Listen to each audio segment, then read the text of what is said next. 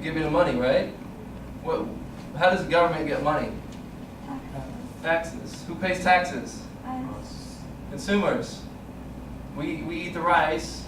We pay the taxes to the government. The government pays a subsidy to the rice producers. So essentially, consumers are actually paying the tax. So that's the area of inefficiency, okay? Used to be international producers. We're providing it. Now it's domestic producers. So consumers were paying less before subsidy. They're still paying the same. The price tag on the rice is the same, but taxes are we're actually paying that. Just don't realize it. Okay? All right. Someone tell me what's happening here. Does this country need to get imports for rice? No. Does this country need to import? No. No. No. Doesn't, right? So the last subsidy was 25%. It was right here, right? That's like 400%. 400%. It's a huge subsidy, right?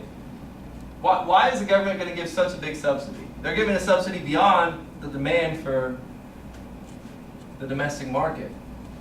And there's actually what? What is this here? Surplus. Who said that? Surplus, right? There's a surplus of rice now because of the subsidy. What's this country going to do with that surplus? Sell it. We can save it. Save it, or they could export, right? So, in essence, a government could give so much of a subsidy that it's going to go beyond the demand for that country's needs. They'll have a surplus and they'll be able to export. It's called subsidy to promote exports, or export subsidy. You guys get that? Sound simple? So is the triangle the surplus? This is all surplus right here. Right? The demand is done here. There's no more domestic demand. So this here is all surplus. You could ignore this blue line here. Okay? If they're selling the surplus, is it the price going to be cheaper? They're going to export it. Price is going to. This is the price of the what? The world. So when they export it, they're exporting it to the what? The world, right? So the price will be the same. This is the whole world's price for all countries that import and export. Okay. Guys, get it? Good? Review. Domestic producers' revenue before the subsidy, before any government aid. Where was it? Like all the others. A. You guys know this, don't worry. Domestic producer revenue after the subsidy.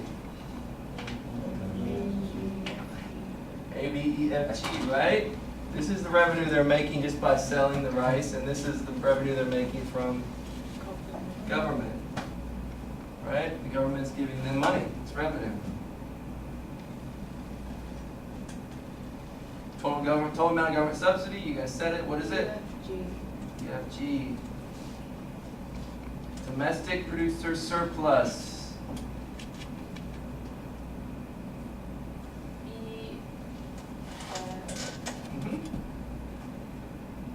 EF and half of A. You know it. EF and half of A. Okay, that's domestic producer surplus. Market inefficiency. G. Right? Why is it a market inefficiency? Because domestic producers are only able to produce that because of what? Subsidy, right? Through taxes, which consumers pay. Got it? That's a subsidy.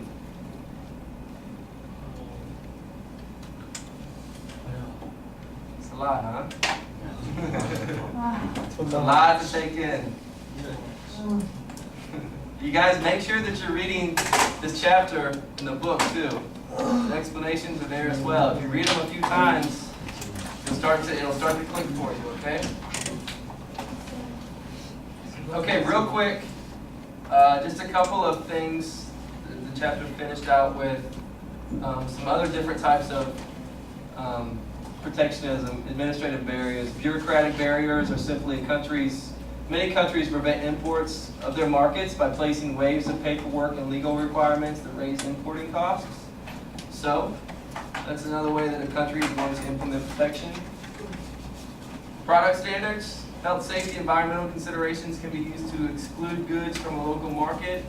One example of this is all our big chickens and beef in the United States. The European Union, United Kingdom, and Japan do not allow it.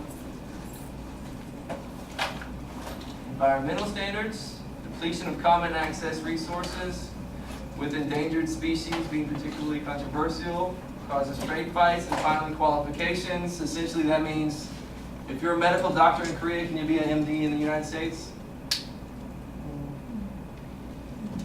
You think you can? If you get your medicine, your doctoral license in Korea, can you move to San Francisco and practice? No. No, you can't.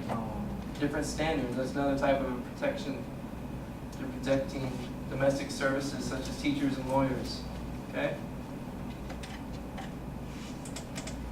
All right, guys. That's it.